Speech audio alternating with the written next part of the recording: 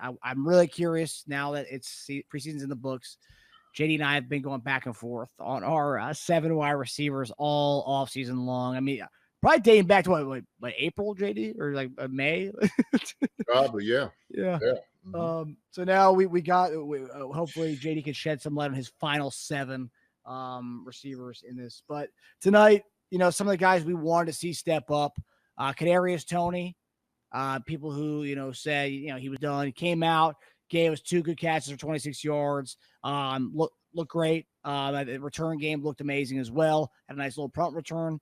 Even it was kind of a rough tackle too. And he bounced up pretty fast after that. Yeah. Justyn Ross, 2 catches, 16 yards, had a nice hitch, and then went up the field, had a nice little quick burst, which I was surprised. I was not expecting that speed out of that hitch. And then he caught a nice little slant route between 2 dudes, tight window there. It was a nice pass, but he caught the slant route for a first down. So 2 for 16. Mecole Hardman looked good returning the ball. So a lot of the guys who came in tonight, well, the one guy I will say who kind of disappointed me, who's everyone's touted this guy as being the next Sky Moore, the next Kadarius Toney. We can cut all those guys because this guy's gonna be great. Even in the return game, he did all right. It was Nikko Remigio, and I didn't see in a preseason game where he had pretty much the entire second half to kind of show out and show his thing. Didn't really do it. Didn't really do what a guy who's trying to make that last receiver spot or be your starting return man. He didn't really do that tonight, for me at least. What did you guys make of the wide receivers, the guys who were on the cusp? What did you guys make of their play tonight, and who stood out to you? Well, we know the 4 that didn't play: Rice, Hollywood, Worthy, and Watson. They didn't even dress out. So we feel like they're going to be on the squad. That's going to be it. I think they're going to carry 7 guys. So it's going to be, I think, Hardman gets in, Sky gets in, and the 2 between Justyn Ross and KT is going to be the question. Okay. The thing is, KT had a good outing. He looked good. He ran great routes, caught the ball well. We know he's talented. That's it. It's always a question with the injury bugs is the big question with him. That's it. And when he gets hurt, it breaks your heart. Like, oh man, and so it's good to see him healthy, catching the football and running routes because you see how talented he is. And so that's what I wanted to try to get on the people, let him know, like, man, it's not a question of talent. We know he's a very talented guy. As far as getting back in the good graces with Andy and those guys, seemed like that happened, okay, at a certain point, that they was willing to accept him, didn't want to get rid of him, they didn't move on from him. They started giving him a different role, okay? And so all of that is based up on his health. It really is. So it's going to be a big question, I think, between Justyn Ross and KT. That's why I was asking y'all, how much did Justyn Ross play special teams? Okay, he played wing, went down on kickoff. That's going to be a shoe-in. Okay, it's going to be a very tough, this evaluation to get guys in. It's going to be very, very difficult. So that's why I lay at it right now. I think it's between Justyn Ross and KT, how they decide who's going to be on there. Tej, where do you stand on this whole thing? Man, that's interesting. You put Sky. So Sky Moore in your minds is already like a step above those 2 other guys. Yeah. He has value because he can play every position. That's the good thing about him. Sky is he can play X, Y, slot. He can play every position. And I think that's what creates his value. That's why they took him out. They let him do some return because they still wanted to see what he could do return-wise, and then took him out and said, no, we don't want you playing offense. We just want to see you at return. That's it, okay? And so I think that's why they made a decision that he's another guy that's not necessarily on the bubble. He will be that 5th receiver that they were thinking he makes it, right? That's why the evaluation between the 3 guys that did play, Hardman, Ross, and KT. Yeah. It's crazy, man. Just Kadarius Toney and even Hardman, really, it's a good lesson to every young player out there who thinks just because you got drafted in the early rounds that you haven't made for a while in the NFL. You never do. You're always proving something, right? You're either proving that you're better than the next guy, or you're proving that you're worth a roster spot, or you're proving that you're worth the contract you got, or you're proving you're worth the money you're asking for. It's just, you're always proving something. You're almost never secure. Even when you get a huge contract, from that point on, you're proving you're worth every penny of it. Right. So really, like, there's never a point where you're like, I'm good for a while, right? Like I'm set, because it can go away so quickly. I mean, you got Toney, who's drafted high. We traded a third round for him. He's playing late for his standards, more late than he wants to be playing in a preseason game. Hardman's the hero of the Super Bowl, and he's playing like the third quarter of a third preseason game.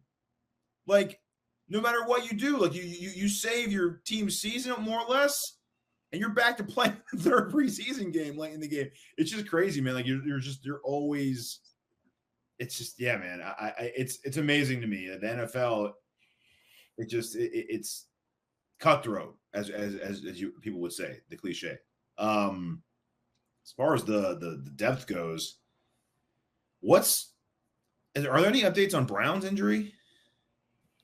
He's the only one who they have no idea if he's going to play week 1. Of all the guys who are injured right now, he's the only one they don't know if he's going to play week 1. All the other guys, they expect him to play in Baltimore. He's the only one they don't know if he's going to play in Baltimore. Probably means he's not going to play in Baltimore. Yeah, probably not. Yeah. Is he at risk of being put on a list? Yeah, that would be a way to try to get KT and Ross on the roster. That would be, and it'd be a way to maybe save it, because you're the Chiefs. I mean, come on. You're playing for week 3, or are you playing for a Super Bowl? What are you playing for at this point, right? Yeah. So, and receiver, actually, if you're having this conversation, that means you have pretty good depth, right? So, why mess with that with your top end talent? So I wouldn't be surprised if that happens, and that's a way to keep both those guys, Ross and KT. But yeah, it probably is down to those two, and they're so different, which is crazy. Ross is like the only just superhuman size receiver we got, though, right? I mean, he's 2 inches taller than the next tallest receiver we have, Watson.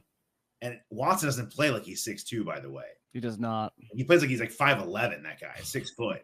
He does not play like he's 6'2". He must have been wearing lifts that day.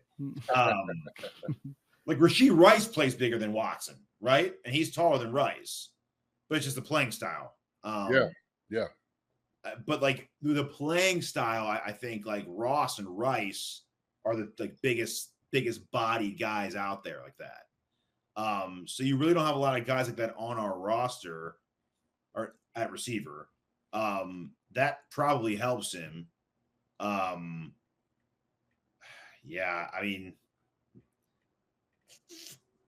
come down to Ross, and I think Hardman's in. Yeah, it comes down to Ross and KT. I would say right now, I just can't see us holding KT for this long and him not making it at this point. I feel like if he was gone, he would have been gone already. Unless, you've seen a lot of trades happen today. I mean, unless they think they can get something for him. Who are you talking about, KT? Yeah.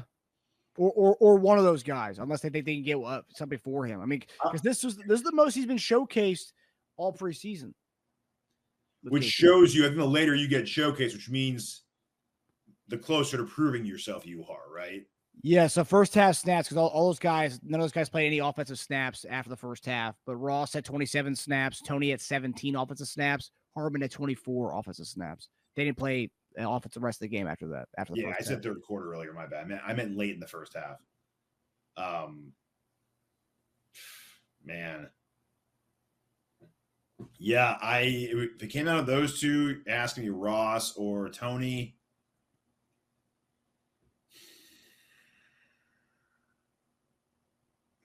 I think I go Ross. Wow. All right. I mean, we've played the Toney game before, right? I mean, I think Ross is. It's a service that hasn't been scratched yet. I think we keep expecting Toney to be where he should be, but I think Ross actually is like getting better through the eye test every year. I mean, he has. He looks more confident. The game looks a little slower to him. Except for, there's been a bit of a play confusion. Apparently, people at training camp say that happens a lot at camp, but then you saw today they had to call a timeout because he didn't know where to line up. Well, okay. If we're gonna grade Ross down on lining up incorrectly, then Tony's the friggin' headmaster of that group. That's fair. That's fair.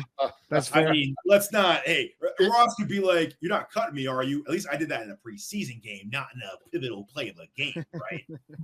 but putting your foot over the line is different from not being in the right position.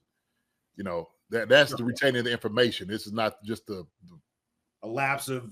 Yeah, like, hey, man, like, back up, right? Like, you've been lining back up. Like Jawan Taylor, like, man, back up or move forward. Things like that. But, yeah, that's man, it is. It's going to be a tough evaluation. I think it